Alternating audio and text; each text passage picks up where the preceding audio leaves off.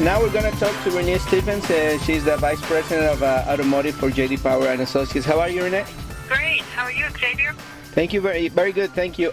So we talked not very long ago about the initial quality study from J.D. Power and Associates, and now the new study, the APEAL study, which is Automotive Performance, Execution, and Layout for 2014. And I guess similar results here than the other one, right?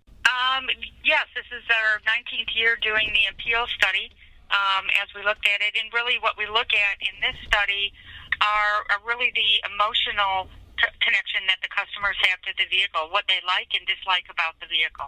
Yeah, and this is actually pretty important because I have at least this theory that even though manufacturers put a lot of money in research and marketing and studies and all that, it comes down to what people really like in cars, right? I mean, like, it can be a very small detail. Oh, absolutely. And as we look at it, there's all sorts of attributes that people look at. We look at about 77 different attributes in this study, and it can range from things like fuel economy and what they feel about that to what they feel about the entertainment system to how they like the seats. It has a lot of different attributes that people consider as they're as they're rating their vehicles and how they feel about that. Yeah. Actually, I have some friends that, for example, I remember in case of the Murano, when the whole steering wheel and the instrument cluster moved together, she didn't like that because she thought it was like many important parts moving together, and she thought might be a risk of that, and she didn't buy it because of just that simple detail. That's pretty funny, I think. Yeah, no, absolutely, and how simple yet complete that we make these displays is really important because people are driving these vehicles down the road, and they need to be able to quickly turn up the volume on the radio or turn down the heat or really operate the features without putting themselves in any problem from a safety standpoint. Yeah, and actually in this new APEAL study, that was kind of the important issue, right? I mean, there's a lot of new technology in cars, but people are not feeling very comfortable using it. Yes, we look at, typically in this study, we'll see that all new vehicles, so newly redesigned vehicles, tend to score higher, with higher appeal than, say, carryover models that might be a little bit longer from a design standpoint since their last refresh. And we saw that again this year. The carryover models scored about 805 in the new models scored 805 and the carryovers models scored about 791.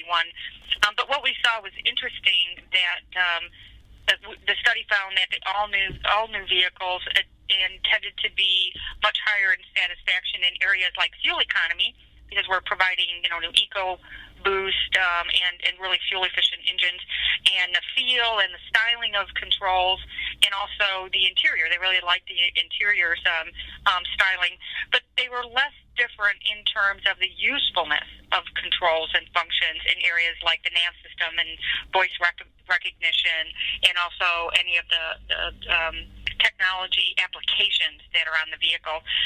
So while the manufacturers are really making things look pretty and people are loving it, we also need to pay attention to make sure that we're making those features and functions.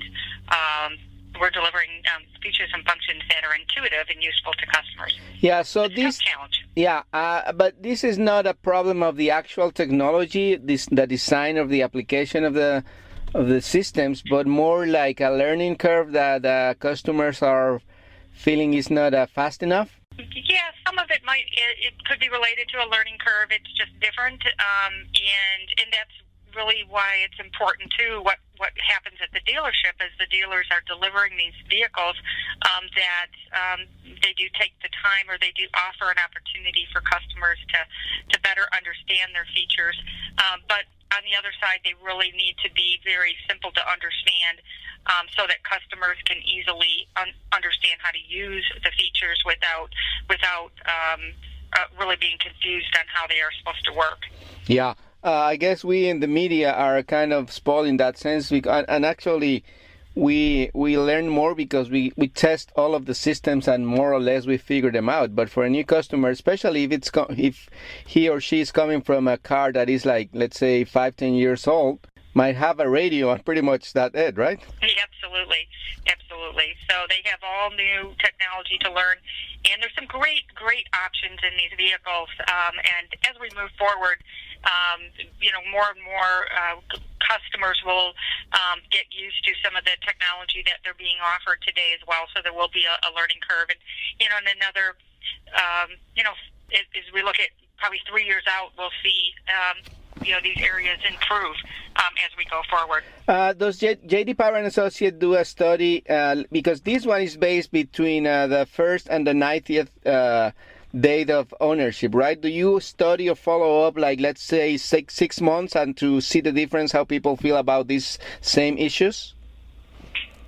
Actually, we have another study we do more on the lines of similar to the initial quality study, where we look at issues or concerns that customers have had with their vehicle. We do that at 3 years of ownership.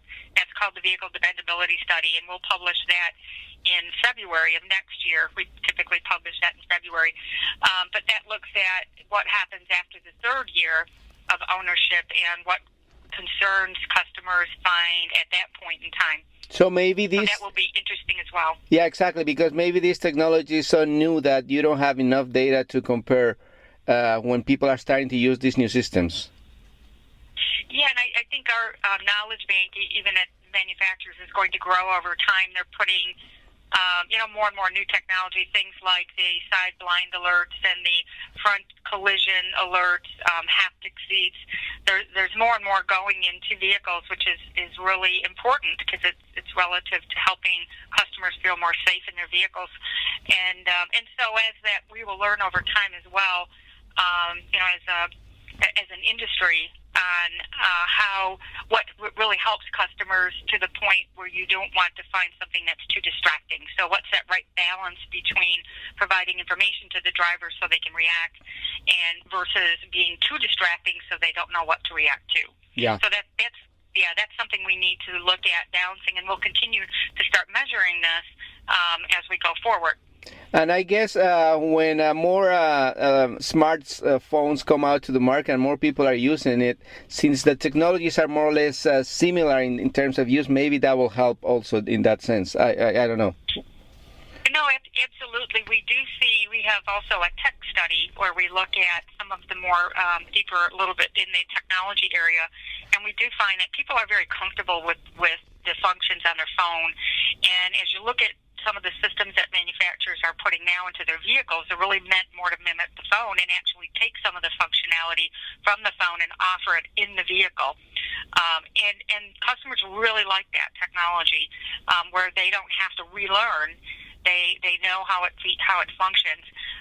It's not every function you can bring across in the phone, but ones where you can safely bring across, customers tend to really react positively to that. Yeah, and I guess that's where the both industries are like working closer together now with the application of the Apple and Android systems into car infotainment systems, right?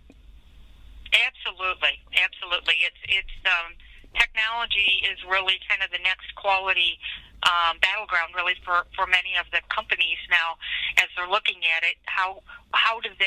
What technology needs to come into vehicles, and then how do they implement it in a way that provides extra value to their customers. Yeah, we're talking to Renee Stevens, Vice President of the Automotive Division at J.D. Power and Associate, about the APEAL study for 2014. And Renee, can we talk a little bit about the specific brands? I guess Porsche seems to be there every time, right? Yeah, Porsche has done excellent in this study. They have ranked number one as the top brand for the last 10 years. So they continue to hold that and have done very well. Jaguar also did very well. They moved from 8th rank last year up to 2nd rank this year with the launch of their new F-Type. So they performed very well. Audi has continued to perform well.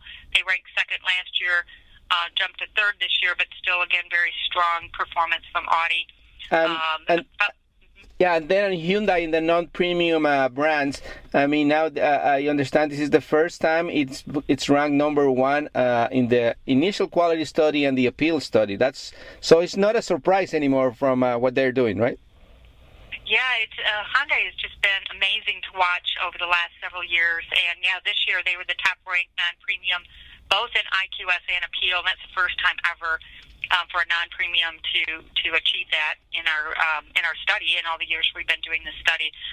So an awesome, really awesome accomplishment. And they moved up totally in the industry from number 18 to number 13.